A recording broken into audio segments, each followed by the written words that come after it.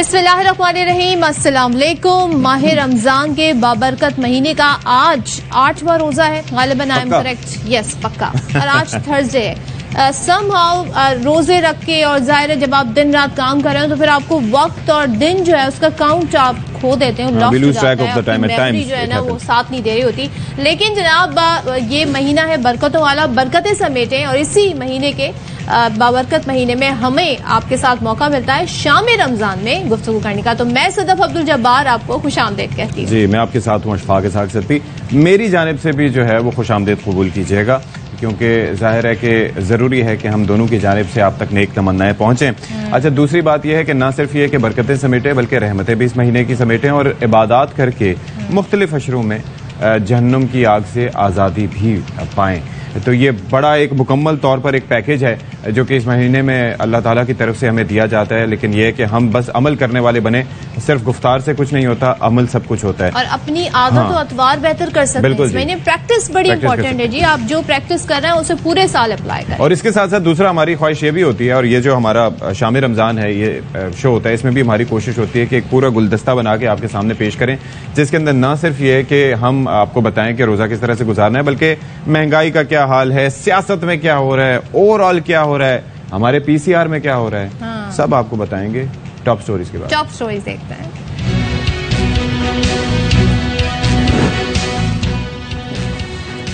कौमी असेंबली के बाद सेनेट ने भी supreme court practice and procedure bill कसरत राय से मंजूर कर दिया। बिल कमेटी में भेजने के लिए पीटीआई का मुतालबा मुस्तरद, अपोजिशन लीडर ने मफादात का बिल करार दे दिया।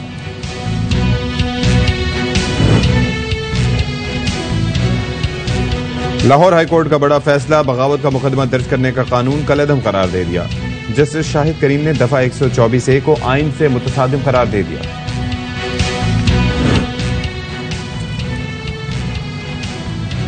रमजानुल मुबारक में रोजमर्रा मामूलात में तब्दीली से नींद सबसे ज्यादा मुतासिर। शाम रमजान में बताएंगे नींद कैसे पूरी की जा सकती है।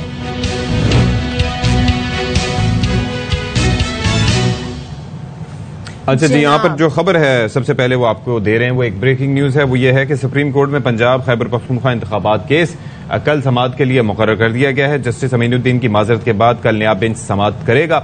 इससे पहले जो बेंच था वो टूट चुका है, और कल 4 रुकनी बेंच 11:30 बजे इस केस की समाअत करेगा। आज की समाअत का तहरीरी हुक्मनामा अदालती अमले ने पढ़कर सुनाया, और ये बता दिया गया है कि जस्टिस अमीनुद्दीन इस बेंच का हिस्सा नहीं होंगे। यानी कि कल आज खुद नोटिस का मामला था ना, कल जो मामला था, और ये आप बताया जा रहा था कि आज ये मामला तय हो जाएंगे। लेकिन अभी जो खबर आ रही है वो ये है कि सुप्रीम कोर्ट में पंजाब खैबर पख्तूनख्वा इंतखाबात केस कल समाअत के लिए मुकर्रर।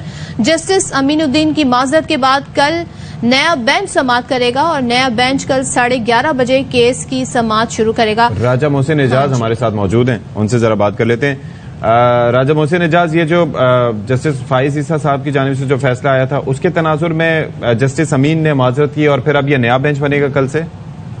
जी बिल्कुल, नया बेंच बना दिया गया है, और अब पंजाब और खैबर पख्तूनख्वा इंतखाबात केस कल समाअत के लिए दोबारा मुकर्रर किया गया है। और सुप्रीम कोर्ट ऑफ पाकिस्तान का 4 रुकनी बेंच कल 11:30 बजे कमरा अदालत नंबर 1 में इंतखाबात से मुताल्लिक केस की समाअत करेगा।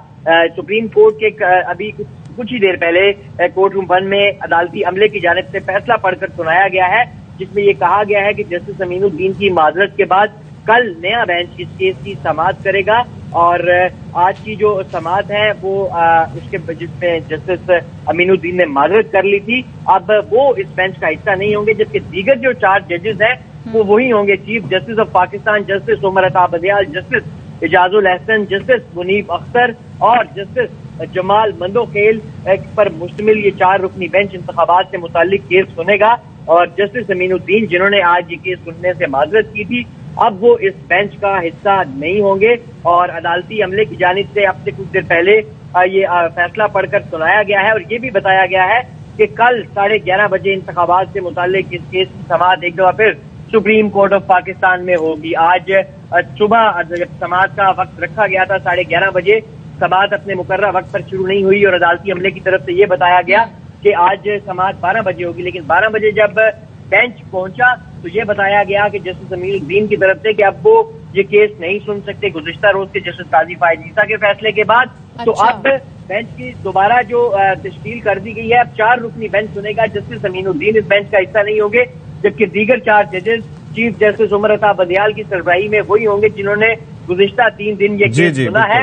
और अब सुप्रीम कोर्ट ऑफ पाकिस्तान की तरफ से बाकायदा तौर पर यह ऐलान कर दिया गया है। ठीक है, राजा मोहसिन एजाज हमें इस हवाले से बाकायदा तौर पर डिटेल से आगाह कर रहे थे। और इससे फर्क नहीं पड़ता कि 5 रुकनी बेंच हो या फुल कोर्ट। इमरान खान की जानिब से ट्वीट किया गया है, कहते हैं कि बताया जाए आइन के मुताबिक आम इंतखाबात 90 दिन में होंगे या नहीं। 2 असेंबलियां तोड़ने से पहले तमाम आईनी माहिरीन से मशवरा किया था। आईनी माहिरीन ने बताया था कि आइन के तहत इंतखाबात 90 दिन में होना लाजिम है। इम्पोर्टेड हुकूमत और इलेक्शन कमीशन आइन का मजाक उड़ा रहे हैं। तहरीक इंसाफ के चेयरमैन इमरान खान का एक ट्वीट आप देख सकते हैं और वही कहते हैं कि इससे फर्क नहीं पड़ता कि 5 रुकनी बेंच हो या फुल कोर्ट हो। बताया जाए कि आइन के मुताबिक आम इंतखाबात 90 दिन में होंगे या नहीं। फिर वो ये कहते हैं कि जी 2 असेंबलियां तोड़ने से पहले तमाम आईनी माहिरीन से मशवरा किया था। आईनी माहिरीन ने बताया था कि आइन के तहत इंतखाबात 90 दिन में होना लाजिम है। इम्पोर्टेड हुकूमत और इलेक्शन कमीशन आइन का मजाक उड़ा रहे हैं। अच्छा जी, अब ये जरा तस्करा हो गया है और इससे पहले हमने आपको बताया था कि अब 4 रुकनी बेंच बेसिकली करेगा इस सारे मामले की समाअत। और कल से सुप्रीम कोर्ट में फिर से समाअत होगी कि आइन के मुताबिक आम इंतखाबात कब तक होने चाहिए। जस्टिस अमीनुद्दीन ने बेंच में बैठने से माजरत की थी, जिसकी वजह से वो 5 रुकनी बेंच टूट गया था। अब ये 4 रुकनी बेंच है जो कल से इस मामले को दोबारा से देखेगा। और इसके ऊपर जो इमरान खान साहब ने ट्वीट किया था वो भी हमने आपके सामने रख दिया। जनाब, तो हुआ ये था कि जी जस्टिस अमीनुद्दीन ने समाअत करने से इनकार करते हुए कहा था। गुज़िश्ता रोज के फैसले में उन्होंने कहा था कि बेंच का हिस्सा नहीं रहना चाहता। जज साहब के इनकार के बाद बेंच उठकर वापस चला गया और ये तमाम तर सूरत हाल बनी। अब ये नया बेंच बनेगा। तो राजा मोहसिन एजाज हमें बता रहे थे कि समाअत के लिए मुकर्रर कर दिया गया है ये केस और कल 4 रुकनी बेंच 11:30 बजे केस की समाअत करेगा। आज की समाअत का जो तहरीरी हुक्मनामा है ये अदालती अमले ने पढ़कर सुनाया है। चले जी, एक और अपडेट जो है वो ये थी, आप खबरों में भी वैसे देख रहे होंगे लेकिन थोड़ा सा हम उसको इलेबरेट करते हैं। वो ये है कि अदालती इस्लाहात बिल कल कौमी असम्बली से मंजूर हुआ था। फिर हमने आपको बताया था कि आज जाएगा ये सेनेट में। आज फिर हुआ ये है कि सेनेट से भी उसकी मंजूरी हो गई है और सेनेट ने भी supreme court practice and procedure bill कसरत राय से मंजूर कर दिया है। अदालती इस्लाहात बिल के हक में 60 और मुखालफत में सिर्फ 19 वोट आए। तहरीक इंसाफ ने बिल को कमेटी में भेजने का मुतालबा किया था, जिसे मुस्तरद कर दिया गया। अच्छा जी, और तहरीक इंसाफ ने जब ये बिल भेजने की कोशिश की, मुस्तरद किया गया। बिल की मंजूरी के वक्त अपोजिशन अरकान ने शदीद एहतजाज किया। बिल की कॉपियां तक फाड़ दी गईं। ऐवान में बैनर्स भी लहराए गए जिन पर अदलिया पर हमले नामंजूर और इलेक्शन कराओ मुल्क बचाओ के नारे दर्ज थे। वजीरे कानून आजम नजीर तारर कहते हैं कि माजी में सोमोटो के बेदरेग इस्तेमाल से रियासत को अरबों डॉलर्स का नुकसान पहुंचा। सोमोटो के बेदरेग इस्तेमाल ने हमें अरबों रुपए के बल्कि अरबों डॉलर्स के नुकसानात भी इस रियासत ने उठाए। हमने वो अदवार भी देखे। बात बात पे एग्जेक्टिव को कटहरे में खड़ा किया गया। ऐसे ऐसे केसेस पे सोमोटो नोटिस लिए गए कि लोगों ने दांतों तले उंगलियां दबा दी। सुप्रीम कोर्ट के अंदर से अब ये आवाज आई, ये फर्द वाहिद का इख्तियार नहीं होना चाहिए। इसकी वजह से बहुत ज्यादा एतराजात उठे। तुरफा तमाशा या शूमी किस्मत कहें, आखिरी फुल कोर्ट मीटिंग वो 2019 में हुई। उस इदारे में जिसको रोल मॉडल होना चाहिए, वहाँ पे भी मुशावरत नहीं है, वहाँ पे भी कंसेंसस नहीं है। जो कॉन्स्टिट्यूशन ऑफ बेंचेस है, मुकदमात की जो एलोकेशन है, उसका इख्तियार 3 जज साहिबान इस्तेमाल करेंगे। आइन की तशरीह दरकार हो तो कम अज कम 5 मोअज़्ज़ज़ जज साहिबान का बेंच होगा। आपने कराची में देखा जी ये टावर गिरा दो, इस्लामाबाद में आपने देखा ये 2 टावर बड़े कीमती हैं, ये नहीं गिराने। ये इंसाफ का मेयार तो नहीं होना चाहिए। ये नाइंसाफियां खत्म करने के लिए राइट ऑफ अपील दिया गया है। अगर 3 जज साहिबान का फैसला है तो उससे बड़े बेंच में जाएगा। जनाब, तो ये तो वजीर कानून गुफ्तगू फरमा रहे थे। अब पीटीआई से जो बैरिस्टर अली जफर वो ये कहते हैं कि अगले 15 दिन में इस कानून को कलअदम करार दिया जाएगा। सेनेट इजलास में खिताब करते हुए उन्होंने कहा कि जानबूझकर ऐसा कानून पास नहीं करूंगा जो आइन के खिलाफ हो और सेनेटर की हैसियत से मालूम है कि ये गलत हो रहा है। वो ये आगे कहते हैं कि जी हुकूमती सेनेटर्स भी दिल में मेरी बात को दुरुस्त कह रहे हैं।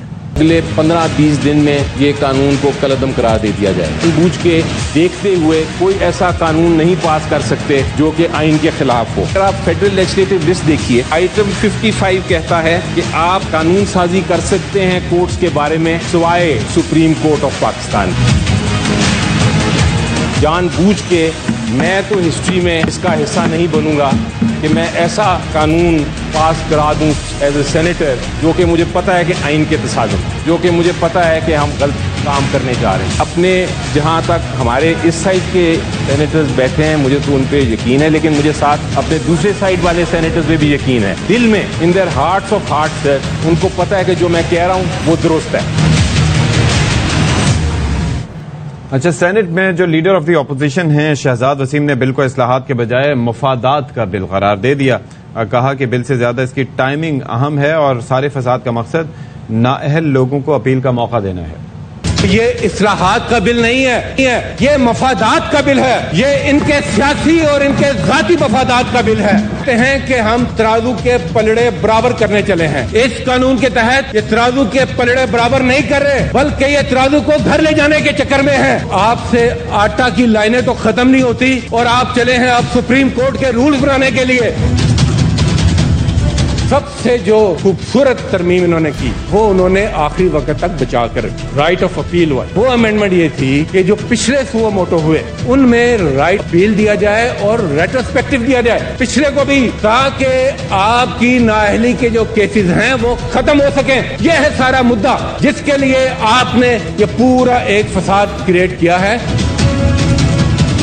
समझते हैं कि शायद 90 दिन से आगे चले जाएंगे तो हमारी सियासी हंडिया चढ़ जाएगी। मत भूलें, इसी पाकिस्तान की तारीख को याद रखें। ये 90 दिन 5 साल भी बन जाया करते हैं, ये 90 दिन 9 साल और 11 साल भी बन जाया करते हैं। इसलिए होश के नाखून लें जनाब। तो ये शहजाद वसीम साहब की गुफ्तगू आपने मुलाहिजा की। बारहा तहरीक इंसाफ की कह रही है जनाब कि ये जो सारा मामला है ये असल में कुछ शख्सियात को फायदा देने के लिए राइट टू अपील जो इसमें एक शिक डाली गई है उसको लेके काफी तनकीद की है। टाइमिंग पर बड़ी तनकीद पाकिस्तान तहरीक इंसाफ कर रही है, क्योंकि वो ये कहते हैं कि जी ऐसे वक्त में ये रिफॉर्म्स करना सबका मुतालबा था, ये रिफॉर्म्स होनी चाहिए, रिफॉर्म्स कहीं भी की जा सकती है, लेकिन इसमें सबको मिल बैठना जरूरी था, तमाम जो पार्टियां हैं उनको मिल बैठना। और पहले ये भी पता होना चाहिए ना कि ये करना किसका इख्तियार है। अगर 1973 के आइन के बाद ये अगर सारा तरीकेकार प्रोसीजर सुप्रीम कोर्ट ने बनाए थे तो फिर उसके बाद उसके अंदर तरमीम ये भी जानना जरूरी है कि क्या वाकईतन सुप्रीम कोर्ट का इख्तियार है। अच्छा, बहरहाल हम बात कर लेते हैं लाहौर हाई कोर्ट के एक बड़े फैसले की, और वो फैसला ये है कि अदालत ने बगावत के मुकदमा दर्ज करने के कानून को कलअदम करार दे दिया और बगावत के कानून की शिक 124A को आइन से मुतसादम करार दे दिया है। और आप ये देख लें कि क़याम पाकिस्तान से लेकर अब तक बेइंतहा इस कानून का बेजा इस्तेमाल किया गया और अपने ही रियासत के लोगों के खिलाफ इस तरह के मुकदमात दर्ज किए गए जहां पर उनसे इस तरह के सवाल किए गए, उन लोगों से सवाल किए गए जो कि मुहिब्बे वतन थे और उनको कानून के कटहरे में लाने की कोशिश की गई। तो अब यह है कि जस्टिस शाहिद करीम ने अबू जर सलमान नियाजी और दीगर की दरख्वास्त पर फैसला सुनाया है। और दरख्वास्त गुजार का इसमें कहना था कि बगावत का कानून 1860 में बनाया गया था जो गुलामों के लिए इस्तेमाल किया जाता था और किसी के कहने पर भी मुकदमा दर्ज कर लिया जाता है। और तो और इस कानून को सहाफियों के लिए भी इस्तेमाल किया जाता है। आइन हर शहरी को आज़ादी इजहार राय का हक देता है, लेकिन अब भी बगावत के कानून में हुक्मरानों के खिलाफ तकरीर करने पर दफा 124A लगा दी जाती है जी। और जबकि इस कानून को सियासी मकासद के लिए इस्तेमाल किया जाता रहा। हुकूमत वक्त के खिलाफ तकरीर पर सेक्शन 124A लगाना आज़ादी इज़हार राय की सेक्शन 10A के खिलाफ है। और अगर हम बात करें, बात हो रही थी कि 1860 में ये बनाया गया था कानून, और जब जंग आज़ादी के मौके पे जंग आज़ादी के मौके पर जब अंग्रेज हम पर हुकूमत करते थे तो वो जो यहाँ पे रहने वाले बड़े सगीर में हिंदू और मुसलमान थे उनके ऊपर ये सेक्शन लगाया जाता था, उनके ऊपर कि आप हमसे गद्दारी कर रहे हैं, आप हमसे जी हलफ उठाएं वफादारी का। एक तो आप कब्जा करें, वो तो चले गए, अंग्रेज तो चले गए, लेकिन कानून छोड़ गए, मुल्क आजाद हो गया, आइन बन गया, लोगों को आजादी इजहार राय मिल गया, लेकिन ये कानून नहीं गया। ये जो शिक है 124 है ये नहीं गई। इसका शिकार कौन कौन नहीं बना? सहाफी, सियासतदान, मुखालिफीन, आम शहरी, और अपना भी नाम ले दें सदर, मेरा भी जी इसमें नाम जो केसेस हुए तो उसमें 124A का शिकार जी मैं भी रह चुकी हूँ, जबकि मैं तो सिर्फ आपको खबरें सुनाती हूँ। ये जी सूरत हाल है और ये तमाम तर मामलात रहे। भारत की मैं बात कर रही थी तो अशफाक, भारत में ये कानून अब स्ट्राइक डाउन कर दिया है, लेकिन पाकिस्तान में अभी भी था। तो बहरहाल इससे मुतालिक हमने एक रिपोर्ट तैयार की है कि कौन कौन किस किस तरह इसका शिकार हुआ और निशाना बना। ये दिखाते हैं आपको। इसमें पीडीएम हुकूमत का 1 साल सहाफियों और सियासी मुखालफिन के लिए मुकदमात का दौर रहा। आए रोज मुकदमात मामूल बन गए और तो और बगावत जैसा संगीन मुकदमा भी बाएं हाथ का खेल रहा। जिस सियासी मुखालिफ ने तनकीद की या किसी सहाफी ने कलमा हक कहा तो हुकूमत ने अदम बर्दाश्त का मुजाहरा किया और हक गोई को 124A से जोड़कर सलाखों के पीछे धकेल दिया। ARY न्यूज के CEO सलमान इकबाल, सदर अम्माद यूसुफ के खिलाफ भी हुकूमत ने 124A के तहत मुकदमात बनाए। सीनियर एंकर अरशद शरीफ को बगावत के मुकदमे के बाइस न सिर्फ मुल्क छोड़ना पड़ा बल्कि जिंदगी से भी हाथ धोना पड़े। ARY न्यूज की खातून एंकर सदफ अब्दुल जब्बार को भी बगावत के मुकदमे का सामना करना पड़ा। सच बोलने पर ARY न्यूज इस्लामाबाद के bureau chief Khawar गुमन, executive producer Adeel राजा, इमरान रियाज खान और समी इब्राहिम को भी रियासत के खिलाफ 124A के तहत मुकदमात भुगतने पड़े। हुकूमत ने पाकिस्तान तहरीक इंसाफ के रहनुमाओं की तनकीद का जवाब बगावत के मुकदमात से दिया। फवाद चौधरी, शहबाज गिल, मुराद सईद, आजम सवाती और आलमगीर खान भी बगावत के मुकदमे की लपेट में आए। खौफ का आलम यह है कि खातून रुकन शानदाना गुलजार के खिलाफ भी बगावत का मुकदमा बनाया गया। सियासतदानों और सहाफियों के खिलाफ सजाए मौत या उम्र कैद की सजाओं जैसे संगीन मुकदमात हुकूमत की बौखलाहट का मुंह बोलता सबूत है, लेकिन लाहौर हाईकोर्ट का फैसला हुकूमती मुखालफीन और सहाफियों की बड़ी जीत है। चलें जी, तो अब इस पर बात कर लेते हैं। सजा क्या है जी? सजा कितनी खतरनाक है जी भाई? अगर ये आप पे लग जाए शेख तो इसकी सजाए मौत या फिर उम्र कैद है। अंदाजा कर लें। और इसी पर जरा बात कर लेते हैं। खावर गुमन साहब हमारे साथ मौजूद हैं, इस्लामाबाद के ब्यूरो चीफ भी हैं, प्रोग्राम द रिपोर्टर्स के होस्ट भी हैं, एंकर पर्सन हैं। खावर गुमन साहब, आप भी इसका शिकार रहे भाई, और ये जो मेरे साथ खातून विराजमान हैं इनको भी भुगतना पड़ा ये सारा कुछ, और इदारे के कई लोगों को इंक्लूडिंग अम्माद यूसुफ साहब ये शिकार होना पड़ा, इस निशाना बनना पड़ा। तो अब ये जो एक लाहौर हाई कोर्ट का ये फैसला है ये कैसे संगेमील साबित होगा, आपको क्या लगता है? देखें, जो सबसे आम बात है ना वो ये है कि कितनी बदकिस्मती है कि ये वो काले कवानीन हैं, साम्राज्यी कवानीन हैं जिनके ऊपर हमारी जो पार्लियामान है, रिप्रेजेंटेटिव हुकूमतें रही हैं, उनका ये काम था कि वो सारे इन कवानीन को खत्म करती। आपने देखा होगा 18वीं तरमीम हुई, उसमें सारे वो कवानीन जो और आईनी तरमीम कर दी गई जिसमें तीसरी दफा आपने प्राइम मिनिस्टर बनना था, आपने मिल मिला के चेयरमैन नैब लगाने था, आपने मिल मिला के सारे काम करने थे। लेकिन क्योंकि ये जो काले कवानीन हैं ये हमारे जैसे सदफ अब्दुल जब्बार जैसे लोग जो हैं, क्योंकि ये बेचारे जिनको जब जी चाहे आप उनको पकड़ के बंद कर दें। आपने देखा अम्माद यूसुफ साहब, हमारे CEO सलमान इकबाल साहब, और मेरे आज तो सबसे ज्यादा जिस शख्सियत की याद आ रही है, बड़ी शिद्दत से आ रही है, उस शख्सियत का नाम है शहीद अरशद शरीफ। आपको पता है कि ये जब सारे का सारा मामला चला, अरशद शरीफ के खिलाफ कोई 1.5 दर्जन के करीब FIR दर्ज हो गई, उसमें सबसे पहले यही एशिक दर्ज हुआ करती थी। और अबूजर नियाजी क्योंकि हमारे पास हमारे दोस्त भी हैं, मुलाकात रह रही थी, अरशद शरीफ ने सजेस्ट किया कि यार आप सारा साल इतने मुकदमात करते हैं, इतने पैसे कमाते हैं, सारी हमारी वकला बरादरी, ये कुछ मुफादे आमा के काम भी करें, इसके ऊपर आपको एग्जैक्टली। तो इसके ऊपर पिटीशन हुई और आज मेरी नजर में एक तारीखी दिन है। बेशक पाकिस्तान के 75 साल बनने के बाद ये दिन हमें देखने को मिल रहा है, लेकिन ये अच्छा दिन है। और इसके ऊपर जो सबसे दिलचस्प चीज जो मैं अब सोच रहा हूँ वो ये कि क्या जो मौजूदा हुकूमत है, ऐसा तो नहीं होगा कि इस लाहौर हाईकोर्ट के फैसले के खिलाफ कोई अपील कर देगी सुप्रीम कोर्ट के अंदर, जनाब आला हमें ये जो सेडिशन का क्लॉज है, क्योंकि किसी भी मौके के ऊपर, क्योंकि पाकिस्तान में आपको पता है कि काफी ज्यादा बागी लोग रहते हैं, कहीं से भी बगावत का खतरा इस वक्त मौजूद है, लिहाजा ऐसे कवानीन की हमें अशद जरूरत है।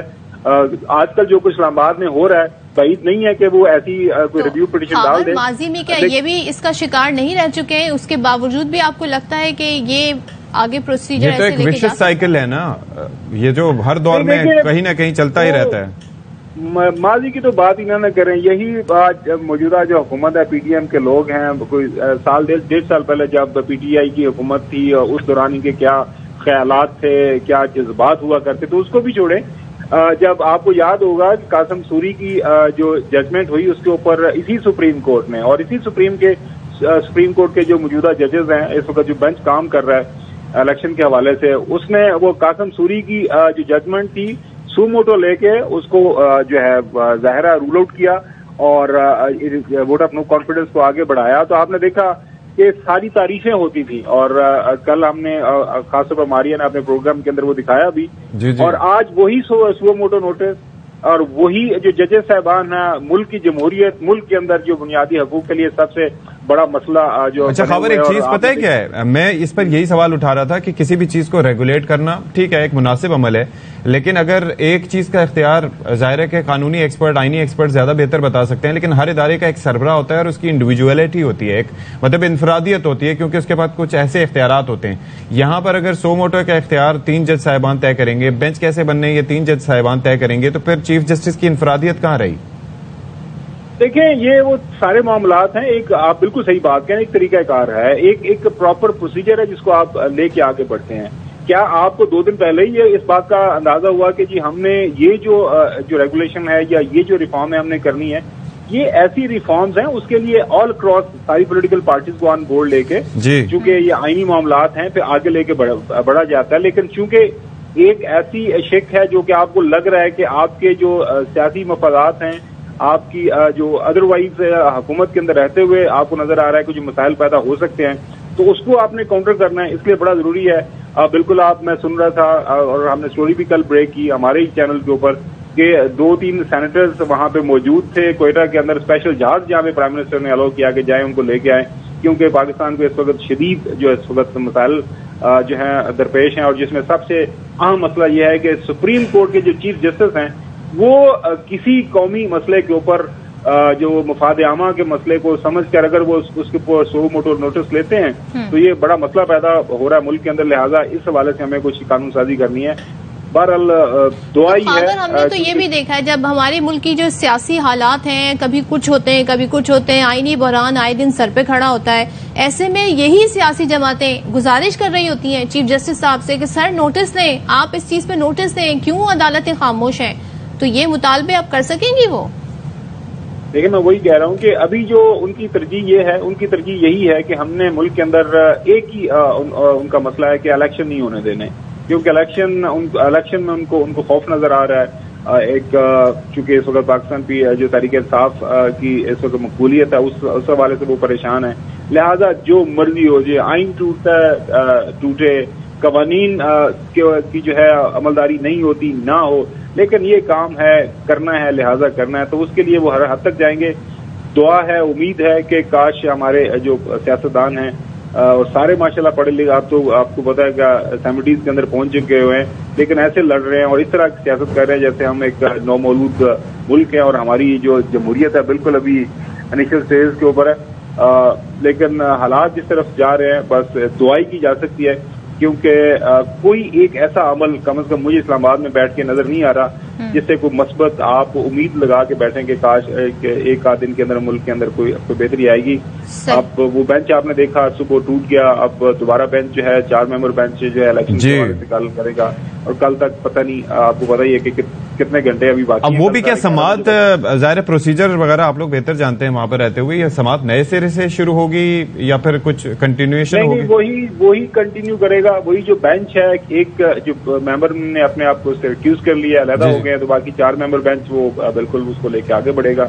अब देखना ये कि कल तक क्या उसमें से भी तो नहीं कोई बेंच का जो है एक और जज तो नहीं कह देगा या मैं भी नहीं हिस्सा रहना चाहता। लेकिन पाकिस्तान के अंदर आप कुछ भी एक्सपेक्ट कर सकते हैं किसी भी मौके के ऊपर। और let's hope for the best. Challenge. Thank you. Khawar हमारे साथ मौजूद है, बहुत शुक्रिया। ज़ाहिर है ये वो इश्यूज हैं जिस पे रोजाना ही बहस होती है और ये जो हमारी जो विक्ट्री है 124 से जो शिक है उसको स्ट्राइक डाउन कर दिया गया है, तो ये एक बड़ी कामयाबी है और एक काला कानून था जिसे खत्म कर दिया। होपफुली ये दोबारा से इसको जगाने की कोशिश नहीं की जाएगी। एक ब्रेक लेते हैं।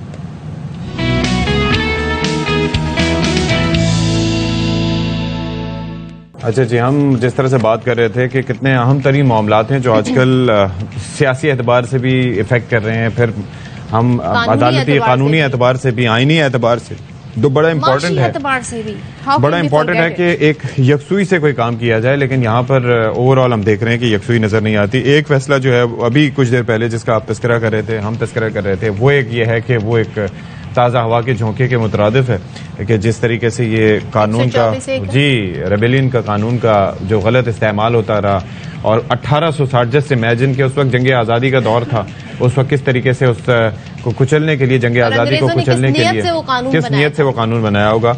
और मजाल है कि किसी के कानून पर जूं रिगी हो कि भाई आके उसके अंदर थोड़ी सी तरमीम कर दें या उसको चेंज कर दें, तरीक़ेकार तब्दील कर दें, या हर आने वाली हुकूमत ने उसे अपने मुखालिफिन के लिए, हर हुकूमत के लिए जो ऐसा नहीं है कि किसी एक हुकूमत है उनके लिए इस्तेमाल किया। ऐसा नहीं है कि किसी एक हुकूमत ने, हर हुकूमत का यही वतीरा है। अशफाक, होना तो ये चाहिए था कि इस पे तमाम पॉलिटिशियंस को अपनी राय जरूर देनी चाहिए थी, इस विक्ट्री को सेलिब्रेट जरूर करना चाहिए था। जी, तो चलें इस पर बात कर लेते हैं। हमारे साथ टाइम निकाल के हमारे साथ मौजूद हैं बैरिस्टर एतजाज अहसन साहब, सीनियर कानूनदान हैं, और उनसे जरा गुफ्तगू करते हैं। बहुत शुक्रिया बैरिस्टर साहब, आपने हमारे लिए वक्त निकाला।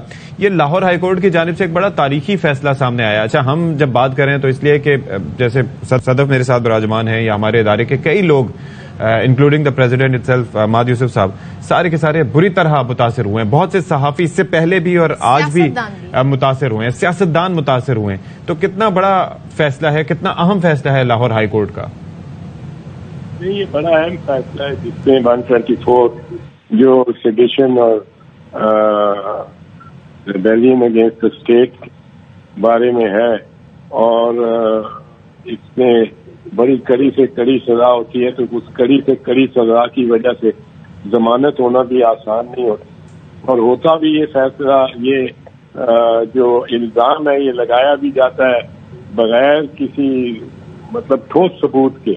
मैंने कान में सुन ली कोई बात किसी को करते हुए, तो अब तो फिर भी चलो सेल फोन की जरूरत या कोई बायोमेट्रिक्स की जरूरत अदालत इकरार कर सकती है, लेकिन ये उस वक्त का मामला है जबकि कोई बायोमेट्रिक्स भी नहीं होते थे, और एक गवाह मौके का गवाह या जिसने सुनी बात वो झूठा गवाह, और वो झूठ मंसूब करके, और बुनियादी तौर पे ये 1860 का यानी कोई 150 साल से ज्यादा, 250 साल पहले का, 180 साल पहले का ये कानून है।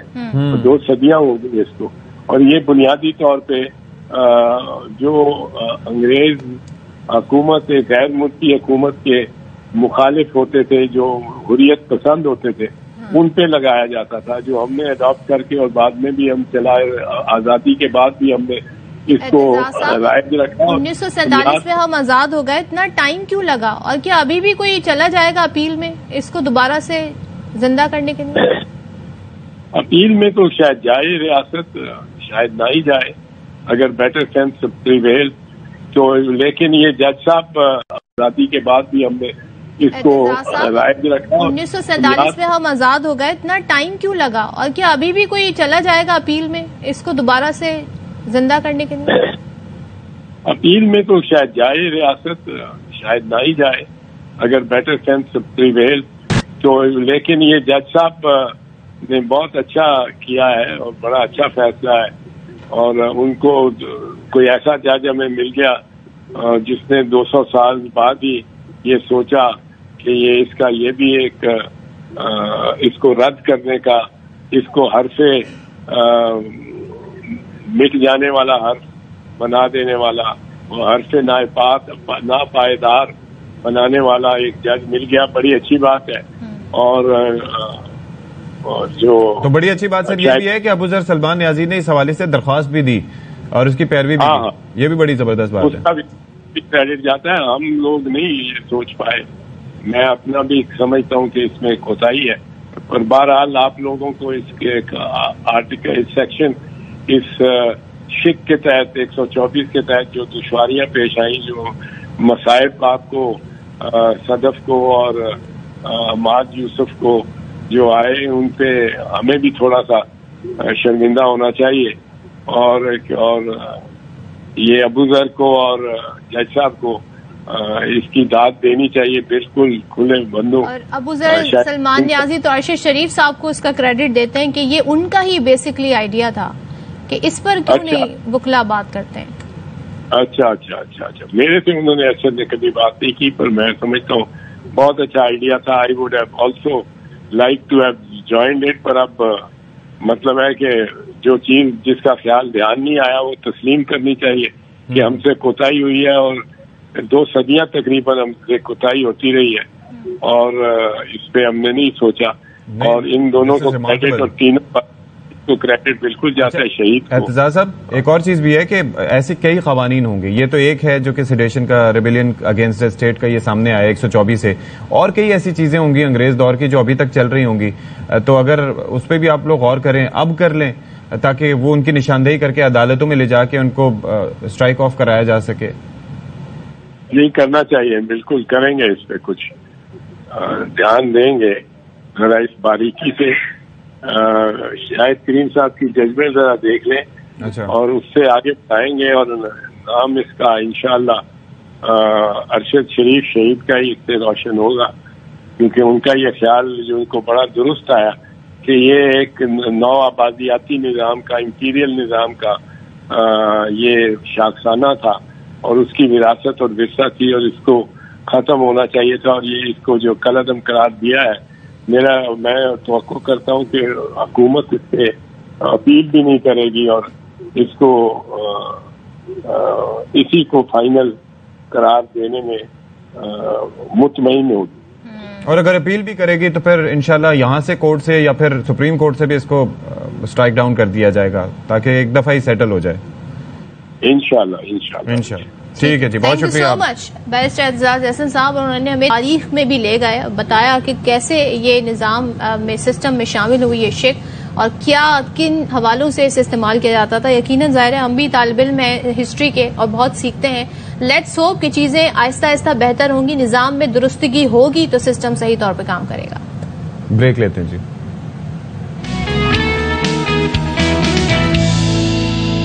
Welcome back once again. शाम रमजान में और सोशल मीडिया का जमाना है। ट्वीट करके ज्यादातर पॉलिटिशियंस जो हैं वो अपने इजहार करते हैं, राय का इजहार करते हैं जी।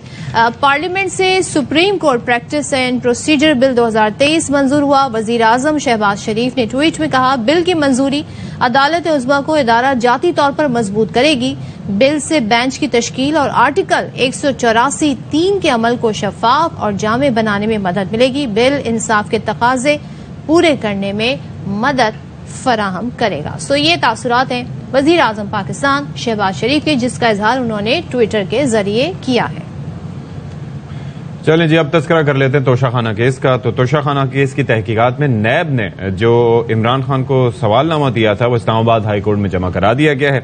नैब ने इमरान खान से 12 सवालों के जवाब मांगे। सवालात किए गए हैं कि आपने बतौर वजीर आजम पाकिस्तान कितने तहाइफ लिए, उन तहाइफ की तस्वीर भी दें। आपने तोशाखाने से हासिल गिफ्ट कितनी बार फरोख्त किए, तहाइफ में से कौन सी चीजें कब और किसको गिफ्ट फरोख्त की, क्या इन ट्रांजेक्शन में कोई मिडिल मैन या मिडिल वुमेन शामिल थी, खरीदारी और फरोख्त में शामिल हर फर्द की तफसील फराहम करें। नैब ने F7 की दुकान पर मुबैना तौर पर फरोख्त तहाइफ की तफसीलात भी मांग ली। नैब ने सवाल किया है कि बताया जाए कि तहाइफ की फरोख्त से हासिल रकम बजरिया बैंक या फिर कैश ली गई।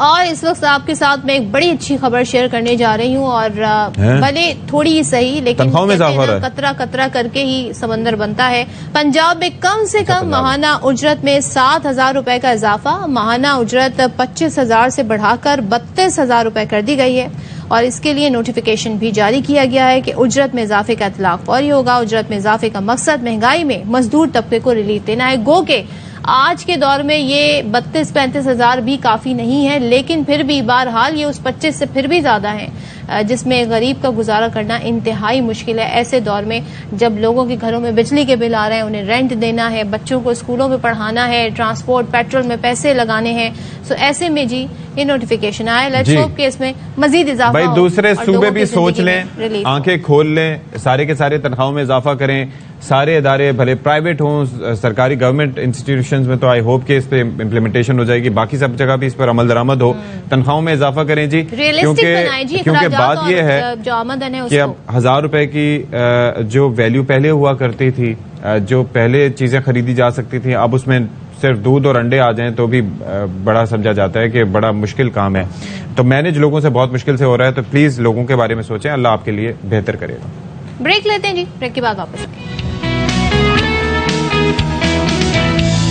क्या बात है जी, 5:05 हुआ चाहते हैं शाम रमजान में। एक बार फिर से आपका खैर मकदम है। मैं हूं आपके साथ, आपका जाना माना और पहचाना नाम मैं नहीं दसांगा, मैं सदफ अब्दुल जब्बार। क्या तारुफ कराऊं अपना, अशफाक ने तो कराया नहीं जी। सोशल मीडिया पर बेइंतहा मकबूल सदफ अब्दुल जब्बार। और मैं भी बहुत मकबूल हूँ अपनी नज़र में, तो जाहिर है, लेकिन मसाइल बहुत हैं भाई। बात यह है कि मैं कहाँ रोज अपना पता नहीं क्या रोज बोलता रहूंगा तो कभी ना कभी यकीन आएगा। क्या शेर है वो? हाँ, तो हमारी और भी बहुत सी शख्सियात हैं जो बहुत मशहूर हैं, लेकिन उनका तस्करा हम फिर किसी दिन करेंगे। अशफाक ये बताएं, बचपन के दिन बड़े याद आ रहे हैं। हाँ, वो ऐसे कि जब ये सहूलियात नहीं थी, यानी कि इंटरनेट नहीं था, इतनी एक्सेस नहीं थे, सैटेलाइट चैनल्स नहीं थे, तो जो पड़ोसी मुल्क के इधर उधर के चैनल्स पकड़ने के लिए अक्सर डिश एंटीना और ये बड़े एंटीना भी जहाँ पर डिश लगी होती थी ना छत पे, भेजते थे छत पे की जरा जाके घुमाना, वहां से वो आवाज लगाता था अब आया, आप कहते थे नहीं थोड़ा और उस तरफ घुमाना, फिर वो कहता था अब आया। सो अब क्या होता है जी? क्या होता है? अब ये होता है आप किचन में जाते हैं, आपको पता चलता है कि गैस के आने का टाइम हो गया है, लेकिन जब आप जाके माचिस जला के चूल्हा जलाते हैं तो गैस नहीं होती, फिर पूछते हैं, फिर अम्मा की आवाज आती है। अरे यार ये छोड़े यार सदफ, ये पुरानी बातें कर रही हैं। 9:30 बजे से अब पता है क्या होता है, 3 बज गए, गैस नहीं आई, रोजा खुल गया, अलाउ है आपको खाना पीना, लेकिन मजाल है हुकूमत आपको खाना पीने। अच्छा मैं आपको एक बात बताऊं, इसके अंदर ये सदफ ने तो एक बात की ना कि गैस नहीं आ रही, मैं आपको बताऊं कि भाई चूल्हे में से गैस आ रही है, हवा आ रही है, लेकिन वो हवा ऐसी है कि वो तीली बुझा रही है। मतलब सदफ अंदाजा कीजिए कि जैसे पंखों से तेज हवा नहीं आती, वैसे सुई गैस में से चूल्हे में से आपकी हवा निकल रही होती है। तो कोयटा की जो यकबस्ता हवा है वो वहां चूल्हे के जरिए, तो वो आप ये है कि खवातीन को गर्मी से बचाने के लिए खुसूसी इकदाम किया गया। ये कंपनी की जान से पानी भी आ रहा है, पानी को जहाँ से आना चाहिए वहां से पानी नहीं, नलकों से पानी आ नहीं रहा जी, जहाँ से जो चीज आनी चाहिए हवाएं आ रही है गैस के चूल्हों से। और अशफाक और दूसरा बात यह है कि तेरे इश्क नचाया करके थैया थैया हैं जी, छेती आणवे तबीबा। तो बात यह है कि तबीब के आने का इतना इंतजार है, लेकिन हमारे मरने की तबीब को कोई फिक्र नहीं है। अब तबीब कौन है इस सूरत हाल में? पाकिस्तानी मईशत का एक मसीहा कौन हो सकता है? वो है IMF। और IMF ने तमाम तर वादों के बावजूद हमें नाकों चने चुपवा दिए हैं, और अभी तक उनका जनाब वादे वफा नहीं हो रहे। अभी अप्रैल का महीना शुरू होने वाला है, सोचें जी, अभी तक वो स्टाफ लेवल, वो एग्जीक्यूटिव बोर्ड का एग्रीमेंट, फिर उसके बाद स्टाफ लेवल के वो सारी चीजें, कुछ भी नहीं हो रहा अभी तक। और उसके बावजूद भी हम ये देख रहे हैं कि ये मुआहदे नहीं हो पा रहा है। और वो जो हाथ हमें जो बताई गई IMF की जाने से, वो ये कहा गया जनाब जो आपने अभी पेट्रोल पर सब्सिडी दी है ना, हमें उसका प्लान बताएं, हमें बताएं कि कैसे देंगे, पैसे कहां से आएंगे, सोर्सेज क्या होंगे, कितने लोगों को देंगे, क्या मैकेनिज्म होगा। तो जी ये मैकेनिज्म बता क्यों नहीं देती हुकूमत कि जी हम ऐसे आवाम को रिलीफ देने जा रहे हैं, और कितना जो तबका है उसको आप रिलीफ देंगे। ये वो सवालात हैं, हमारे नहीं है, IMF के सवालात हैं जो वो इस वक्त हुकूमत से, बिलखुसूस वजीर खजाना इसहाक डार से पूछ रहे हैं कि जी आप बता दें जी ये क्या मामला है। जी जनाब, तो मसला यही है कि कोई लिफ्ट नहीं है, कुछ भी नहीं हो रहा। तो इसहाक डार साहब ने क्या फरमाया था कि किस तरीके से मामला तय होंगे, वो जरा आपको सुनवा देते हैं। पहले हमने इंटरनेशनल ऑब्लिगेशन एक दिन के लिए बल्कि 1 घंटे के लिए भी डेफर नहीं किया। We making all the payment. Pakistan का डेट स्टॉक एक्चुअली 31 ऑफ दिसंबर में इट हैज गॉन डाउन।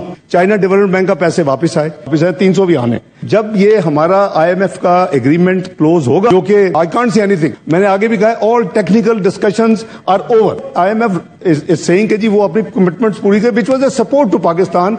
तो गुजारिश ये जी we are trying our best, हम जून तक इस नेशनल रिजर्व को कम से कम 13 बिलियन पे ले जाएं, और आई एम श्योर इंशाल्लाह इट इज पॉसिबल।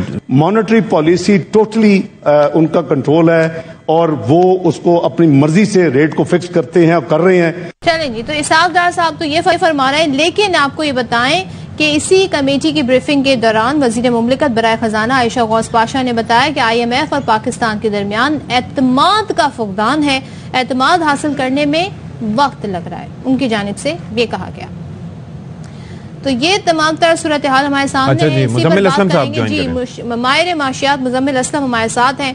मुजम्मिल, अब तो बहुत ही देर हो गई, और गालिबन हमारी भी कोई 2 हफ्ते पहले ही बात हो रही थी, तब लग रहा था मुआहदा हो जाएगा, अभी भी हम वहीं खड़े। तो क्या आपको लग रहा है सूरत हाल में कुछ बेहतरी नजर आएगी कुछ दिनों में? सदफ, क्योंकि आप लोग हवा, गैस, पानी की बातें कर रहे हैं, तो इसी तरीके से बात करते हैं ताकि सबको समझ आ जाए, ठीक है ना। IMF की भी अब देखें, IMF समझ लें कि एक लड़के का रिश्ता हो रहा है, क्या बात है, ऑब्वियसली लड़की से ना, ठीक है ना। अब जब वो रिश्ता तय हो रहा, हाँ, रिश्ता जब तय हो रहा था तो लड़की वालों ने कुछ शराइत रखी, और लड़की वालों ने कहा कि इतना आपने हक महर देना है। जी जी। और आपको पता है हक महर निकाह में तय होता है और उसको देना पड़ता है पहले। बाज लड़की वालों की जो है फरमाइश होती है कि वो हक महर निकाह से पहले आप दे दें, जी जी, ताकि कोई कहता है कि यानी जमीन लगा दे इसके नाम लड़की के, कोई ये वो।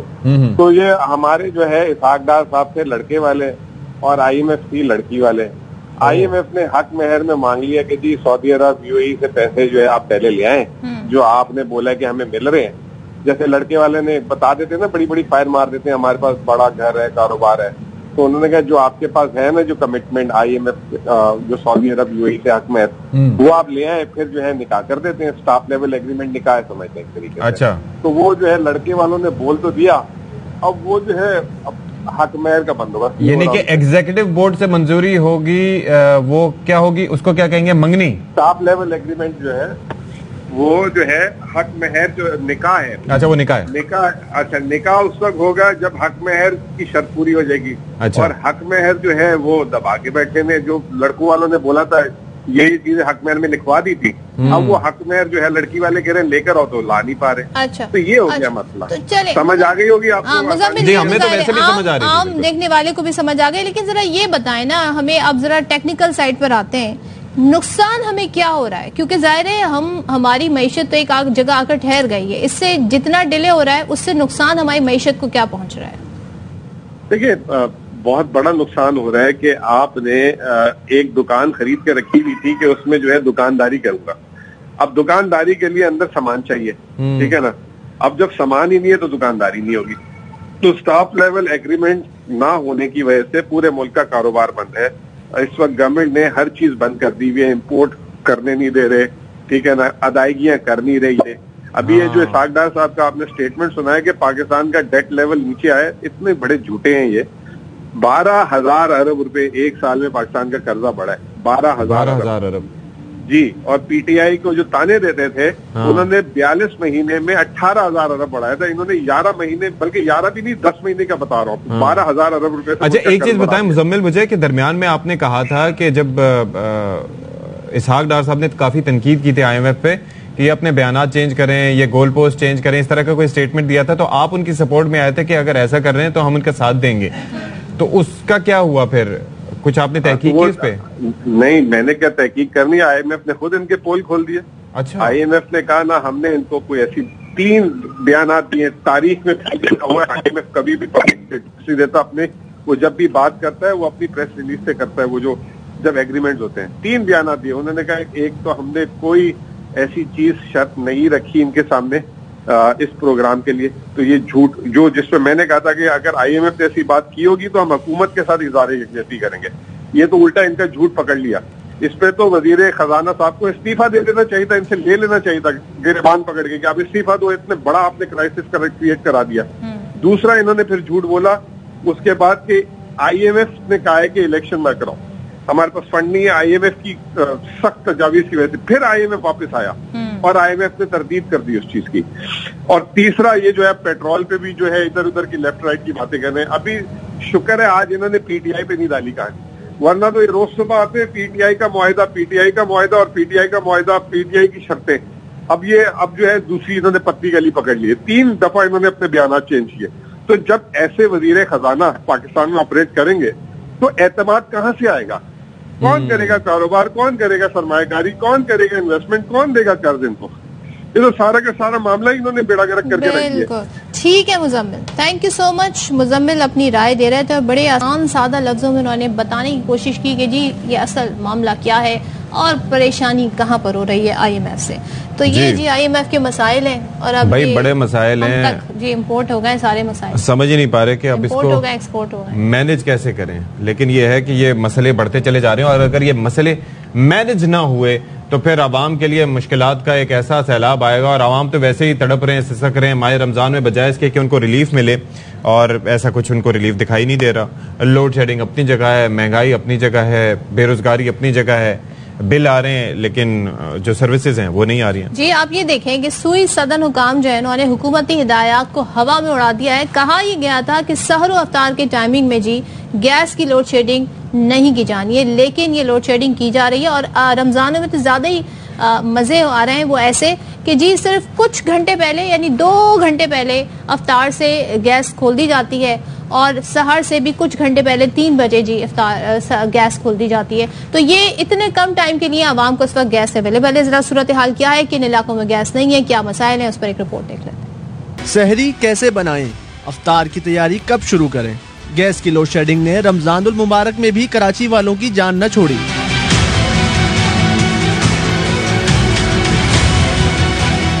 कहीं शहरियों को सहरी बनाने में मुश्किलात हैं, तो कहीं इफ्तार की तैयारी के लिए घंटों गैस के मुंतजिर रहते हैं। गैस तो है ही नहीं, न सहरी में है न इफ्तारी में है। रोजा रखते हैं पर भूख से बेहाल है। गैस हो तो हम लोग रोजा रखे कुछ खाएं पिए, बाहर हम लोग अफोर्ड नहीं कर सकते कि बाहर का ले। मलीर, लांडी, कोरंगी, गुलशन इकबाल, FB एरिया और नॉर्थ कराची समेत कई इलाकों में सारिफीन को गैस प्रेशर में कमी का भी सामना है। अवाम ने माह सयाम के दौरान गैस की बंदिश न करने का मुतालबा कर दिया। हमें गैस दे, हम परेशान है, रमजान का महीना है। नई गैस नहीं है, लकड़ी में बना रहे हैं, परेशान है। उधर पेशावर और कोयटा समेत दीगर शहरों में भी गैस लोड शेडिंग मामूल बन गई।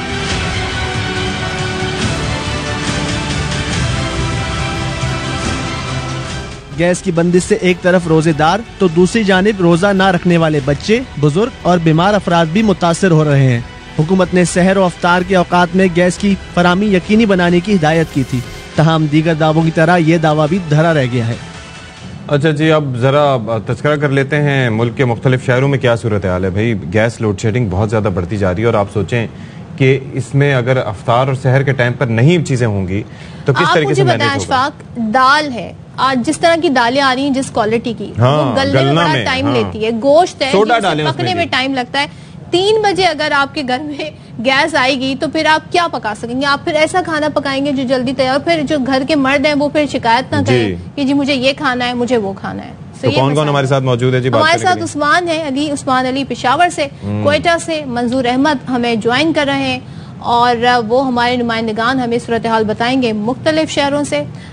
उनसे बात करते हैं। तो कोयटा चलते हैं जी, क्योंकि कोयटा से यकबस्ता हवाएं कराची आती है और कराची में गैस नहीं आ रही, लेकिन वहाँ गैस जो चूल्हा है वहां से हवा जरूर आ रही है। बताइएगा मंजूर, कोयटा में क्या सूरत हाल है, कौन से इलाके हैं और क्या सारो अफ्तार में भी लोड शेडिंग हो रही है गैस की?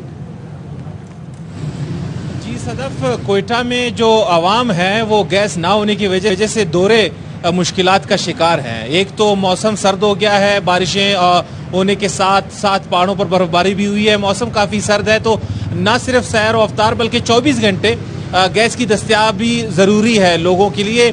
जिस तरह खाना कम वक्त में पकाना पड़ता है, इसी तरह कम वक्त में जिस्म को भी हरारत नहीं दी जा सकती, घंटों हीटर के सामने बैठना पड़ता है। तो लोग जो है वो सर्दी की वजह से ज़्यादा परेशान है। सैर और अफ्तार में भी कोयटा के मुख्तलिफ इलाकों में जो है शिकायत सामने आ रही हैं, जिनमें सरियाब रोड के मुख्तलिफ इलाके हैं, किली बंगुलजई, बर्मा होटल, इसी तरह मिल और इसके अलावा कंबरानी रोड के मुख्तलिफ इलाके हैं और इसके साथ साथ मशरकी और मगरबी बाईपास के इलाके हैं। वस्ती शहर में जान महमूद रोड जैसा इलाका वहाँ पर भी, और इसी तरह नवा किली, पश्तूनाबाद और सिरकी रोड, कासी रोड के जो इलाके हैं, यहाँ से तकरीबन रोजाना शिकायत मौसूल होती है कि सैर और अफ्तार के वक्त गैस प्रेशर ना होने की वजह से मुश्किलात का सामना करना पड़ रहा है। इस हवाले से एहतजाज भी किए गए हैं। साथ साथ बलूचिस्तान हुकूमत और वज़ीर आला बलूचिस्तान ने भी इस पर नापसंदीदगी का इज़हार किया और एहतजाज करने का ऐलान किया कि वफाक के साथ इस मामले पर एहतजाज किया जाएगा। दूसरी जानिब सुई सदरन गैस कंपनी के हुक्काम ने कहा कि गैस की लोड शेडिंग तो नहीं की जा रही, ताहम सर्दी बढ़ने की वजह से तलब बढ़ गई है, तो इस वजह से प्रेशर में कमी का सामना है। साथ उन्होंने दावा किया कि हम प्रेशर बढ़ा देंगे, 1-2 दिन में सूरत हाल ठीक हो जाएगी। लेकिन अब 8वां रोजा है, बेशतर इलाकों में ताहाल ये मसला जारी है और जो अवाम है वो मुतालबा कर रहे हैं कि इस मसले को हल किया जाए, क्योंकि एक तरफ रोजा है, दूसरी तरफ सर्दी। बच्चे बुजुर्ग जो है इससे खास तौर पे मुतासिर होते हैं। सुबह स्कूल के लिए बच्चों को जाना होता है, तो गैस ना होने की वजह से अंदाजा हो गया है कि क्या सूरत हाल है वहाँ पर। कराची जो कि ज़ाहिर है मेट्रोपॉलिटन है, मिनी पाकिस्तान है, वहाँ पर क्या सूरत हाल है? अंजुम अब्दुल वहाब बताइएगा। यहाँ पर तो बड़े क्लियर डायरेक्शंस थे कि यहाँ पर ऐसा नहीं होना चाहिए, लेकिन इधर भी ऐसी सूरत हाल। बल्कि मैं तो ये तजुर्बा शेयर कर रहा था कि अब गैस के चूल्हों में से हवा आती है और जलाएं उसको, माचिस दिया सिलाई जलाएं या माचिस जलाएं तो आपको वो बुझ जाती है, बजाय इसके कि उसको जलाए। ये अलग मुअम्मा है। साइंस ये सूरत हाल मोहम्मद और में बिल्कुल दुरुस्त पेश किया है कि हवा आती है, लेकिन कराची में सूरत हाल दूसरी भी है कि यहाँ गैस पाइपलाइनों में पानी आता है। वाटर एंड सीवरेज बोर्ड का सीवरेज का पानी, पीने का पानी की लाइनें में मिक्स हो चुकी हैं और उसकी जगह हवा की जगह पानी आता है। तो लोगों को पानी की भी सहूलत अब सुई गैस के इदारे की जानिब से हो गई है और शहर में सूरत हाल काफ़ी ख़राब हो गई है। बल्कि हर घर की ये सूरत हाल है कि बच्चे अपनी माओ के गिर्द घूमते रहते हैं कि हमें खाना दें और घरों में गैस नहीं होती है। जब उनके वालिद घर पे आते हैं तो उनकी बच्चों की माँ पूछती है कि रोटियां ही ले आते हैं कि बच्चा खाना खा लेते। तो ये हर घर की सूरत हाल हो चुकी है। सैर रफ्तार, दोपहर, सुबह के नाश्ते के वक्त, रात के खाने के वक्त कि घरों में गैस नहीं होती, चूल्हे ठंडे पड़े हुए हैं, लोग माचिसें या लाइटर लेकर चूल्हा जलाने की कोशिश करते हैं लेकिन उसमें गैस नहीं आती है। अगर गैस नहीं आती है तो पानी आता है या हवा आती है। ये बेशतर शिकायत हमें मौसूल होती है। बाजारों में जाएँ तो होटल मालकान का ये कहना है कि उनके होटलों में भी गैस नहीं आती है, वो महंगे सिलेंडर यूज़ करते हैं और महकमा मुख्तलिफ महकमे आकर उनसे कहते हैं कि जी सस्ती अशिया बेचें, तो वो महंगी गैस लेते हैं, महंगी अशिया लेते हैं। अब वो समोसे पकोड़े कैसे सस्ते बेचें?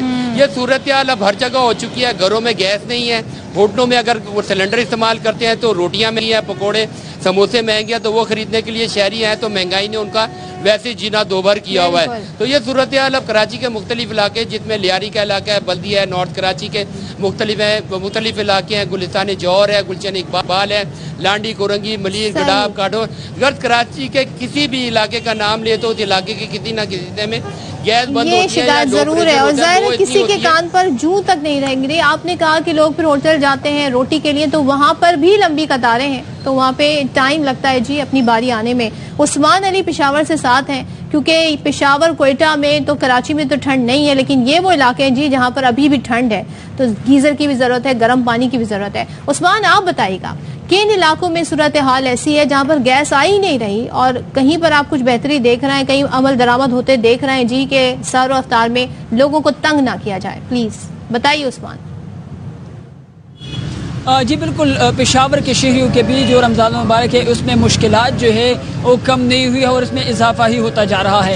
एक तरफ तो अशय खुर्दनुश की कीमतें इतनी ज़्यादा है कि लोग बड़ी मुश्किल से जो है इफ्तार और सहरी के लिए ख़रीदारी करते हैं, लेकिन जब वो अशय खुर्दनुश की चीज़ें घर लेकर जाते हैं तो फिर वहाँ पर एक और बड़ा मसला पैदा हो जाता है कि उसको किस तरह पकाए, क्योंकि गैस जो है वो जो पेशावर मेन सिटी है, सिटी की जो एरिया है वहाँ पर ये मसला कुछ ज़्यादा ही है, क्योंकि वहाँ पर एक तरफ गैस जो आता है तो उसकी इतनी कम प्रेशर होती है कि उस पर खाना पकाना जो है वो लोगों के लिए मुश्किल हो जाता है। और रमज़ान मुबारक में ये भी होता है कि लोग ज़्यादा चीज़ें जो है वो पसंद करते हैं इफ्तार के वक्त में, लेकिन फिर जब गैस नहीं होता तो उसको पकाना जो है लोगों के लिए बड़े मुश्किल का सामना उसमें करना पड़ता है। और लोग जो है वो जब होटल जाते हैं तो वहाँ पर भी फिर गैस जो है वही का मसला है कि होटलों पर भी सिलेंडर जो है वो इस्तेमाल करते हैं। जहाँ पर होटल में हमारी बात हुई अभी भी तो वो यही कह रहे थे कि सिलेंडर जो है वो इतना ज़्यादा महंगा है कि उसको लाना भी मुश्किल है, और शहरी भी यही कह रहे हैं कि सिलेंडर ख़रीदना उनके बस की बात नहीं है क्योंकि ऑलरेडी इतनी ज़्यादा महंगाई है। लेकिन अब शहरी जो है वो हुकूमत से यही मुतालबा कर रहे हैं कि अशय खुर्दनुश कीमत है तो वो कम नहीं कर सकती, लेकिन जो चीज़ है वो घर लेकर जाते हैं तो उसके पकाने के लिए कम से कम गैस जो है उसके प्रेशर में जो है जो कमी है, जो गैस का मसला है उसको तो कम से कम हल किया जाए। हुकूमत जो है और वज़ीर-ए-आज़म ने बार बार कहा है कि सहरी और जो इफ्तार है उस वक्त में लोड शेडिंग नहीं होगी, लेकिन पेशावर के ज़्यादातर इलाके जो है ऐसे है जहाँ पर लोड शेडिंग जो है इन दौरान में भी होता है। जी ठीक है जी, बहुत शुक्रिया आपका उस्मान, और साथ ही साथ अंजुम अब्दुल वहाब और मंजूर, आपने हमें सूरत हाल से आगाह किया। और जाहिर है कि बहुत मसाइब हैं, बहुत मसाइल हैं जी, बड़ी परेशानियां हैं, लोगों को मैनेज करना लोगों के लिए मुश्किल हो रहा है, लेकिन हुकूमत के अपने मसाइल हैं, उनको आवाम के कोई सरोकार नहीं है जी, वो दावे तो यही करते हैं जब अपोजिशन में होते हैं। भाई दावे यही करते हैं लेकिन करना कुछ नहीं है, सीधी सी बात है। ब्रेक लेते हैं जी, ब्रेक के बाद आते हैं।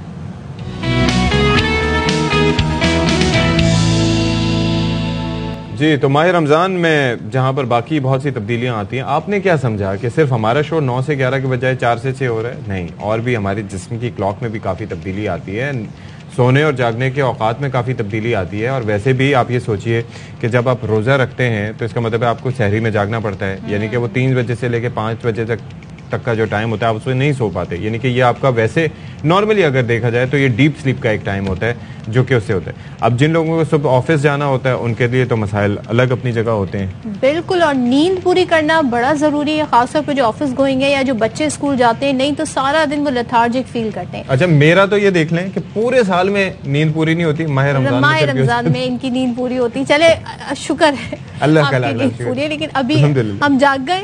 जी जी ठीक है जनाब। तो यहाँ पे बात हो रही है कि रमजान में बिलखुसूस रोजे रख के बड़ा मसला होता है कि आपको रोजे रखने के बाद कुछ लोग सोते हैं, उनको नींद नहीं आती हो, या आती है तो बार बार उठते हैं। इसकी क्या वजूहात हैं और कैसे अच्छी नींद ली जा सकती है, इस पर बात करेंगे। हमारे साथ मौजूद है स्टूडियोज में फैमिली फिजिशियन डॉक्टर उस्मा साहिबा। डॉक्टर उस्मा, बहुत शुक्रिया, और आप तो एक ब्लेसिंग की तरह इस वक्त आई, क्योंकि ये ऐसा मसला है जो हम पूरे 8 रोजों से देख रहे हैं, नींद नहीं आ रही, चाहे आप सहरी के बाद सों या सहरी से पहले सों। अच्छा, इस पे हमें बहुत सारी चीज़ों पे हमें देखना पड़ेगा कि वो किस वजह से नींद नहीं आ रही है। सबसे पहले ये है कि हम सोने से पहले मोबाइल कितना इस्तेमाल कर रहे हैं, पहले उस पर ज़रा फोकस करें, ठीक है। फिर आप खाना क्या खा रहे हैं, इसका भी बड़ा अमल दखल है कि आपने क्या खाया था, क्योंकि डाइजेशन जितनी देर से होगी वो नींद में दखल करेगी। तो आपने किस तरह का खाना खाया है, कितने लेट नाइट खाना खाया है, ये चीज़ें हैं। दूसरा ये है कि अक्सर लोग जो मैंने देखा है सहरी में बहुत ज़्यादा पानी पी लेते हैं, उनको लगता है कि पूरे दिन का पानी हम पी लेंगे और हम ये थोड़ा थोड़ा इस्तेमाल कर सकते हैं, ऐसा होता नहीं है, बन जाते हैं। ऐसा नहीं है। हम एक ह्यूमन बीइंग है, हमारी बॉडी उसी तरह से काम करती है, हमारे किडनी भी उतना ही काम करते हैं। वो जितना हमारी बॉडी को ज़रूरत होगी उतना इस्तेमाल करेंगे, बाकी वो सब हमारी बॉडी से वॉश आउट हो जाएगा। तो उनके 2-3 घंटे तो वो सिर्फ वॉशरूम यूज करने में ही निकल जाते हैं। तो आपने पानी की मिकदार, अपने आप को जो हाइड्रेशन अच्छी रखनी है वो अफ्तार से सहरी तक रखनी है। अपनी बॉटल को अपने साथ रखें, थोड़ी थोड़ी देर में एक सिप लेते रहें ताकि आपकी हाइड्रेशन जो है वो मेंटेन रहे। तो इतना काफी होती है कि इतनी देर तक आपको वो कर सके। अच्छा, एक तो ये फैक्टर आपने बता दिया। अब क्या रोजे की हालत में क्या सहरी इफ्तार के बाद किसी भी वक्त सोना मुनासिब अमल है, खासतौर पर जिन लोगों की सुबह की ड्यूटीज होती हैं? अब हमें तो ये लेवरेज हासिल है ना कि अब यहाँ पर अभी इस टाइम पे आना होता है तो दरमियान में आप टाइम पूरा कर सकते हैं, कम से कम 6 घंटे की नींद। लेकिन जिनको सुबह सवेरे जाना होता है ऑफिस, वो बेचारे किस तरह से अपनी नींद? देखिए, सबसे पहले अगर हम इस रमजान की बात कर रहे हैं तो रमजान में मेरे ख्याल से इशा और तरावी करते करते 10 साढ़े 10 हो जाते हैं, ठीक है।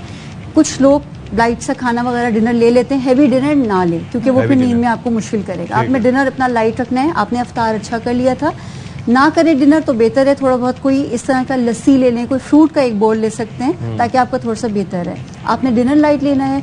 दूसरा ये है कि आपको फिर आप सो जाएं, फिर आप 5 बजे उठेंगे तो आपकी 5 से 6 घंटे की एक साउंड नींद हो जाएगी, ठीक है।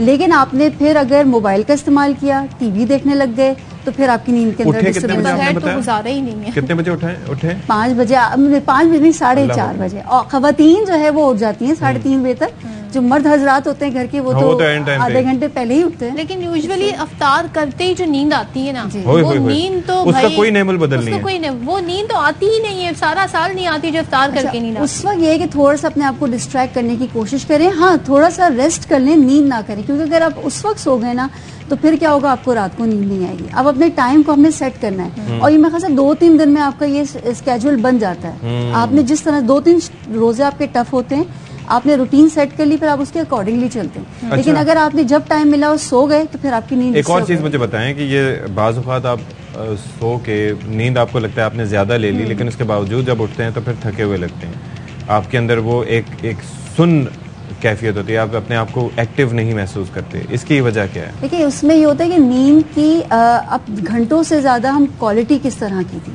अगर हम एक साउंड डीप स्लीप लेके उठ रहे हैं तो हम अपने आप को फ्रेश महसूस करते हैं।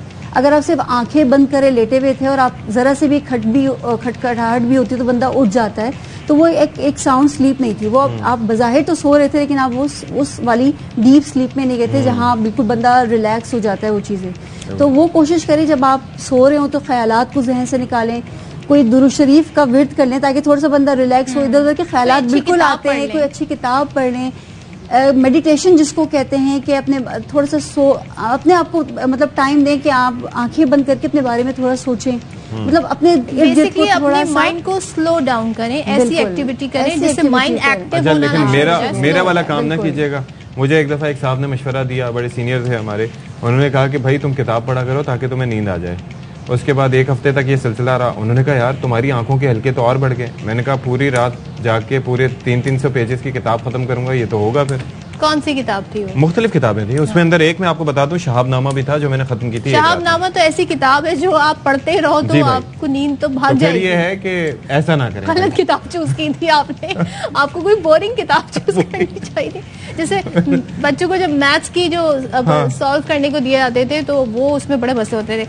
मुझे एक चीज और बताएं, हमारे यहाँ कॉन्सेप्ट है जी जरा मेहनत करो, उठो बैठो काम करो, थक के अच्छी नींद आती है, लेकिन ज्यादा थकन में भी नींद नहीं आती। नहीं, थक के अच्छी नींद नहीं आती है। बॉडी को अपना थोड़ा सा में मूवमेंट होनी चाहिए।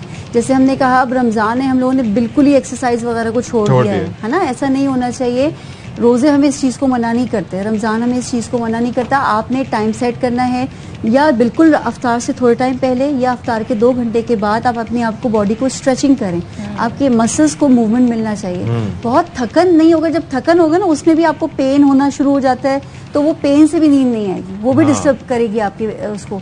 तो आपने एक मीडियोकर, एक एतदाल में चीजों को अपना सेट करना है, रूटीन सेट करनी है, अलाइन होनी चाहिए, ताकि फिर उसके बाद मुझे लगता है हमें अपने ऊपर वर्कअप करने की जरूरत है। आपने थोड़ी सी मॉडिफिकेशन की गुफ्तगू के साथ तो मुझे भी नींद आना शुरू हो गई है। आपकी आवाज इतनी मधुर और अमेजिंग, जबरदस्त हो गया भाई। बात यह है कि ये सारी तजावीज़ डॉक्टर उस्मा ने दी हैं, हमारे अक्सर शो की जीनत बनती रहती हैं और आके उन्होंने इतनी मुफीद मशवरे दिए, तो इस पर अमल करें, आहिस्ता आहिस्ता आपको आदत पड़ जाएगी। थैंक यू सो मच उस्मा अमीर फॉर बीइंग विद अस। और हमसे गुफ्तगू की। अब एक ब्रेक ले लेते हैं, ब्रेक के बाद आएंगे।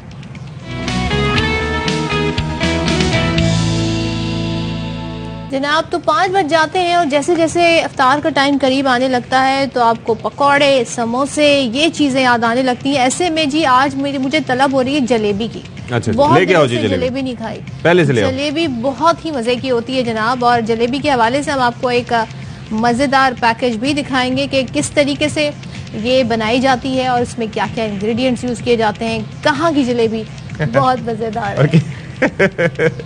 किस तरह तो जनाब अभी हमें पता चला है, देखिए हमें भी नाज़िल होता है ना, तो टंडो मोहम्मद खान की जो है वो जलेबी बहुत अच्छी होती है। कैसे होती है आप जरा रिपोर्ट में देखिए। बात अगर हो मीठी सौगात की तो फिर गर्मा गर्म जलेबी के टंडो मोहम्मद खान में बड़े चर्चे हैं। इसे खरीदने के लिए लोग दूर दूर से आते हैं। कई बहुत दूर से लोग आते हैं जलेबी लेने। हम तो यहाँ शहरी बार बार लेते हैं, हमारे मेहमान भी आते हैं नवाबशाह से, वो भी ये जलेबी लेके जाते हैं।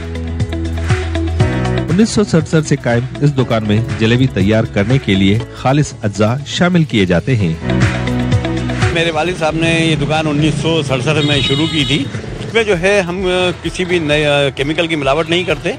इसमें हम जो है ओरिजिनल खमीर होता है और खमीर से ही हम ये जलेबी बनाते हैं। रमजान अल मुबारक में रोजेदार अफ्तारी के लिए जलेबी की इस दुकान का रुख करते हैं। जलेबी है ना पूरे टंडों में मशहूर है, तमाम खाने में बच्चों भी इसको शौक से खाते हैं। सड़क के किनारे कायम इस दुकान से जलेबी खरीद कर शहरी अपने अजीजों अकारिब को बतौर तोहफा पेश करते हैं।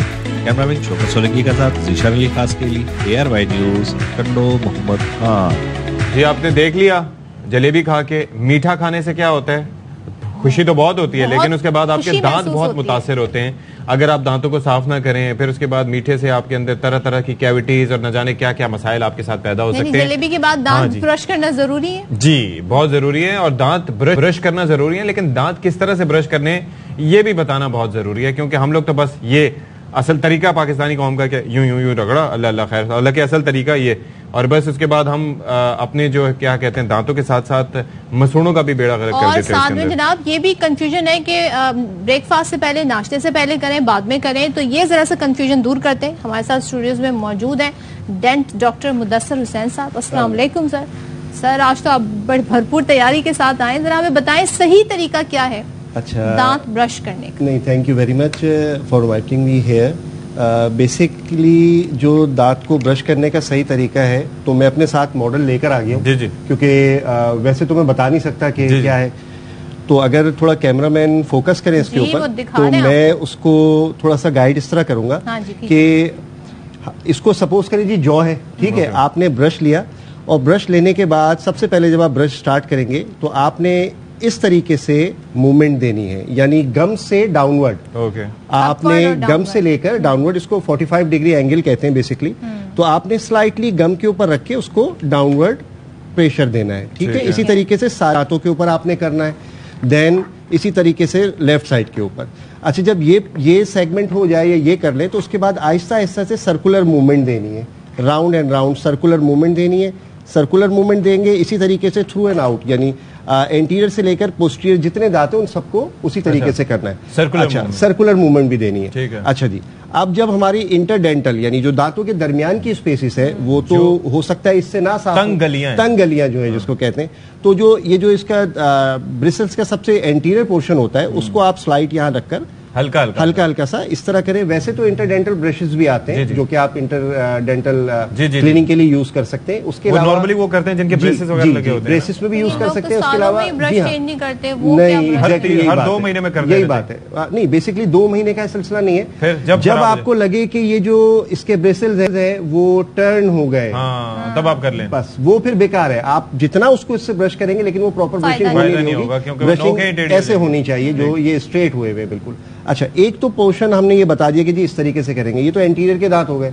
अब हमने पोस्टीरियर दांतों में बैक साइड पे इंटर भाई तो थोड़ा अगर इसको फोकस कर ले तो जो ऑक्लूजल सरफेस होती है जिसको हम चबाते जिस जगह से ग्राइंड करते हैं मोलर्स की, उनके ऊपर प्रॉपर जैसे ये आप रबिंग कर रहे हैं ऐसे करेंगे। अब आपके आ गए एंटीरियर सरफेस के ऊपर, तो एंटीरियर सरफेस में ये फेवरेट ये दिस इज वेरी डिफिकल्ट, यहाँ से रिमूव करना बहुत जरूरी है। तो आपने इस तरीके से मूवमेंट देनी है, जेंटली मूवमेंट देनी है। प्लाक बनता ही यहीं पे, एग्जैक्टली सबसे ज्यादा डिपॉजिट यहीं पर होता है। इसी तरीके से जब आप अपर के दांतों के ऊपर करेंगे तो अपर के दांतों में भी आप पहले ऐसे जैसे आपने फ्रंट के ऊपर ये है कि ये मुझे बताइएगा, ये ग्रेविटी का कोई चक्कर है कि ज्यादा डिपॉजिट इस साइड पे होता है, ऊपर की साइड पे कम होता है वैसे नॉर्मली? देखिए जी, ग्रेविटी जो होती है ना वो डाउनवर्ड है ना, इसी वजह से स्लाइवरी फ्लो जो होता है वो भी ऊपर से नीचे की तरफ आ रहा है, तो नीचे की जानिब जो है कूलिंग ज्यादा हो जाती है। इसीलिए एंटीरियर के जो दांत होते हैं पीछे की साइड वाले, उसमें आपको प्लाक या कैलकुलेट। अच्छा, अब ये जो डेंटल फ्लॉस साफ नहीं करते, उसका सफाई का क्या तरीका? जो दांत क्लीनिंग के स्टेप्स है ना, उसके अंदर एक स्टेप जो लास्ट में आता है वो होता है क्लीन योर टंग, और ब्रश में बाकायदा तौर के ऊपर एक पोर्शन दिया हुआ है बैक साइड का जिसको आप टंग को बाकायदा क्लीन कर कोशिश करें कि ऐसा ब्रश लें जिसके पीछे हो। जी, ये जो ब्रश का जो बैक साइड होती है ब्रिसल्स की, आप टंग निकाल कर उसको सामने से आहिस्ता से बत्तीसी की आज जुबान साफ करेंगे, आप उसको इस तरीके से साफ कर सकते हैं। टंग का साफ करना बहुत जरूरी है, क्योंकि अगर आपने दांत साफ कर लिए और टंग को साफ नहीं किया तो फूड डिपॉजिट तो वहां पर भी है, तो जो स्मेल है जो। अच्छा भाई, जल्दी से अब ये डेंटल फ्लॉसिंग का बता दें। अच्छा जी, डेंटल फ्लॉस सबसे ज्यादा जरूरी है जो मैं आपको बताता हूँ। बहुत सारे लोग हैं वो डेंटल फ्लॉस यूज तो करते हैं मगर एक्चुअली मेरे पास ये वाला भी है, ये बेस्ट है। ये जो इसकी साइड है जहाँ से आपने पकड़ा हुआ है, ये इंटरडेंटल कोई फूड चला जाए तो निकालने में जी। अब डेंटल फ्लॉस को तो पहले आपने इस तरीके से अपने हाथ दोनों फिंगर्स के किया, और ये दांत में लगाने के बाद ना इसको खींचना नहीं है, आपने इसको ऊपर किया और ऐसे निकाला तो वो जो कुछ होगा वो निकल जी, जो कुछ होगा निकल आएगा। द बेस्ट पार्ट, इससे स्पेसिंग के चांसेस नहीं होते, अगर खींच के निकालेंगे स्पेसेस होती है। ओके जी, thank you so much doctor Mudassir Hussain साहब हमारे साथ हैं। बड़ी जबरदस्त टिप दी, इसी के साथ मैं आपसे इजाजत चाहती हूँ। अल्लाह हाफिज। क्या कहेंगे अशफाक? मैं यहीं बैठा हूँ।